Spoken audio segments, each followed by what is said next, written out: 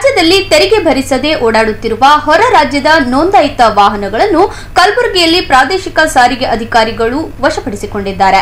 ಈ ಕುರಿತು ಜಂಟಿ ಸಾರಿಗೆ ಆಯುಕ್ತರಾದ ಸಿದ್ದಪ್ಪ ಅವರ ನೇತೃತ್ವದಲ್ಲಿ ಸ್ಪೆಷಲ್ ಡ್ರೈವ್ ನಡೆಸಿ ರಾಜ್ಯದಲ್ಲಿ ತೆರಿಗೆ ಭರಿಸದೆ ಓಡಾಡುತ್ತಿರುವ ಸರಕು ಸಾಗಣೆ ವಾಹನಗಳು, ಕ್ಯಾಬ್ಗಳು ಮತ್ತು ಹೊರ ರಾಜ್ಯಗಳಲ್ಲಿ ನೋಂದಣಿಯಾಗಿರುವ ಕ್ಯಾಬ್ ವಾಹನಗಳನ್ನು ಜಪ್ತಿ ಮಾಡಿದರು.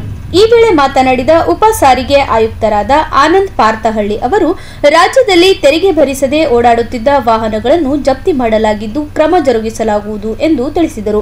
ಈ ಸಂದರ್ಭದಲ್ಲಿ ಹಿರಿಯ ಮೋಟಾರ್ ವಾಹನ ನಿರೀಕ್ಷಕರಾದ ಪ್ರಭಾಕರ್ ಸಿ, ಸುರೇಶ್ ಕಾಜ್ಗಾರ್, ಮೋಟಾರ್ ವಾಹನ ನಿರೀಕ್ಷಕಿಯಾದ ವಿದ್ಯಾಸಾಗರ್, ಅನೂಪ್ ಕುಮಾರ್ ಸೇರಿದಂತೆ ಅನೇಕರು ಭಾಗವಹಿಸಿದ್ದರು. ಮೋಟಾರ್ ವಾಹನ ನಿರೀಕ್ಷಕರಾದ ವಿದ್ಯಾಸಾಗರ್, ಅನೂಪ್ ಕುಮಾರ್ ಸೇರಿದಂತೆ ಅನೇಕರು ಭಾಗವಹಿಸಿದ್ದರು.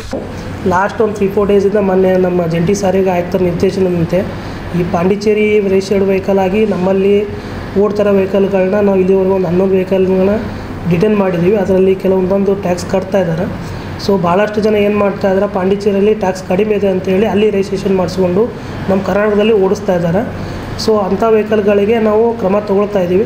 ಇನ್ನು ಮುಂದೆನೂ ಸಹಿತ ಇದೇ ರೀತಿಯಾದ ಕ್ರಮವನ್ನು ಮುಂದುವರಿಸ್ತೀವಿ ನಾವು. ಸೊ ಯಾರಾದರೂ ಸಹಿತ ಈಗಾಗಲೇ ತಮ್ಮಲ್ಲಿ ಪಾಂಡಿಚೇರಿ ರಿಜಿಸ್ಟ್ರೇಷನ್ ಆದ ವೆಹಿಕಲ್ಗಳನ್ನ ಈಗ ನಮ್ಮಲ್ಲಿ ಬಂದು ತೆರಿಗೆ ತಾವಾಗಿನೇ ಕಟ್ಟಿದರೆ ಸ್ವಲ್ಪ ಮಟ್ಟಿಗೆ ತೆರಿಗೆ ಕಡಿಮೆ ಆಗುವ ಅವಕಾಶ ಇದೆ. ಈಗ ನಾವು ಹಿಡಿದ ಸಂದರ್ಭದಲ್ಲಿ ಹೆಚ್ಚಿನ ತೆರಿಗೆ ಕಟ್ಟಿಸ್ಲಿಕ್ಕೆ ಅವಕಾಶ ಇರ್ತದೆ. ಆದ್ದರಿಂದ ಎಲ್ಲರಿಗೂ ಒಂದು ರಿಕ್ವೆಸ್ಟ್ ಏನಂದರೆ, ಈಗಾಗಲೇ ಪಾಂಡಿಚೇರಿ ಗಾಡಿಗಳು ಏನೇನು ರಿಜಿಸ್ಟ್ರೇಷನ್ ಮಾಡಿದಿರಲ್ಲ ಎಲ್ಲವನ್ನು ತಂದು ತಮ್ಮ ಇಚ್ಛೆಯಿಂದ ನಮ್ಮಲ್ಲಿ ತೆರಿಗೆ ಸಂದಾಯಿಸಿದಲ್ಲಿ ಆ ವೆಹಿಕಲ್ಗಳಿಗೆ ಯಾವುದೇ ಕ್ರಮ ವಹಿಸಲಾಗುವುದಿಲ್ಲ. ಆ ವೆಹಿಕಲ್ಗೆ ನಾವು ಕರ್ನಾಟಕದ ನಂಬರ್ನೂ ಸಹಿತ ಕೊಡ್ತೀವಿ. ನಾವು ಅದಕ್ಕೆ ಆ ನಂಬರ್ ತೊಗೊಂಡು ಇಲ್ಲಿ ಓಡಿಸ್ಲಿಕ್ಕೆ ಅವಕಾಶ ಇದೆ.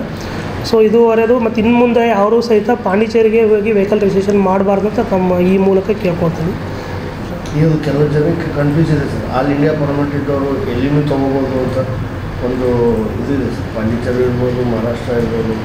ಇದು ಯೆಲ್ಲೋ ಬೋರ್ಡ್ ಅಥವಾ ವೈಟ್ ಬೋರ್ಡಿಗೆ ಏನು ಕನ್ಫ್ಯೂಷನ್ ಇದೆ ಸರ್? ಅದನ್ನು ಇಲ್ಲ, ಇದು ನಾವು ಮಾತಾಡೋಕತ್ತಿದ್ದು ಬರೀ ವೈಟ್ ಬೋರ್ಡ್ ಸಲುವಾಗಿ ಅಷ್ಟೇ, ವೈಟ್ ಬೋರ್ಡ್ ವೆಹಿಕಲ್ಗಳನ್ನ.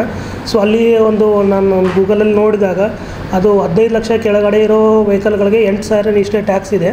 ನಮ್ಮಲ್ಲಿ ಟ್ಯಾಕ್ಸು 10 ರಿಂದ 20 ಲಕ್ಷ ಮಿಡ್ಲಲ್ಲಿರೋ ಇನ್ವಾಯ್ಸ್ ರೇಟ್ ವೆಹಿಕಲ್ಗಳಿಗೆ 17% ಟ್ಯಾಕ್ಸು, 11% ಸೆಸ್ ಅಂತ ತೊಗೋತೀವಿ ನಾವು.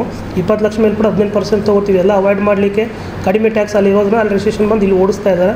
ಯಾವುದೇ ವೆಹಿಕಲ್ ಅದರ್ ಸ್ಟೇಟ್ ವೆಹಿಕಲ್ನ ನಮ್ಮಲ್ಲಿ ಓಡಿಸ್ಬೇಕಾದ್ರೆ 12 ತಿಂಗಳು ಮಾತ್ರ ಅವಕಾಶ ಇರ್ತದೆ. ಇವ್ರದ್ದು ಯಾವುದೂ ಅಡ್ರೆಸ್ಸು ಅಲ್ಲಿ ಇರೋದಿಲ್ಲ, ಏನೂ ಇರೋದಿಲ್ಲ. ಸುಮ್ಮನೆ ರಿಜಿಸ್ಟ್ರೇಷನ್ ಪರ್ಪಸ್ ಅಲ್ಲಿ ಮಾಡ್ಕೊಂಡು ಇಲ್ಲಿ ಓಡಿಸ್ತಾ ಇದ್ದಾರೆ. ಸೊ ಇದು ತಪ್ಪು ಇರೋದ್ರಿಂದ ನಾವು ವೆಹಿಕಲ್ಗಳನ್ನ ನಾವು ಸೀಸ್ ಮಾಡ್ತಾ ಇದ್ದೀವಿ. ಇನ್ನು ಮುಂದೆನೂ ಸಹಿತ ನಮ್ಗೆ ಎಷ್ಟು ವೆಹಿಕಲ್ಗಳು ಸಿಗುತ್ತೋ ಅಷ್ಟು ವೆಹಿಕಲ್ಗಳನ್ನ ಸೀಸ್ ಮಾಡ್ತಾ ಇರ್ತೀವಿ. ನಾನು ಆಗಲೇ ಹೇಳಿದಂಗೆ ನಾವಾಗಿನೇ ಬಂದು ಕಟ್ಟರೆ ಸ್ವಲ್ಪ ಮಟ್ಟಿಗೆ ಕಡಿಮೆ ಆಗೋ ಟ್ಯಾಕ್ಸ್ ತೆರಿಗೆ ಕಡಿಮೆ ಆಗ್ಬೋದು.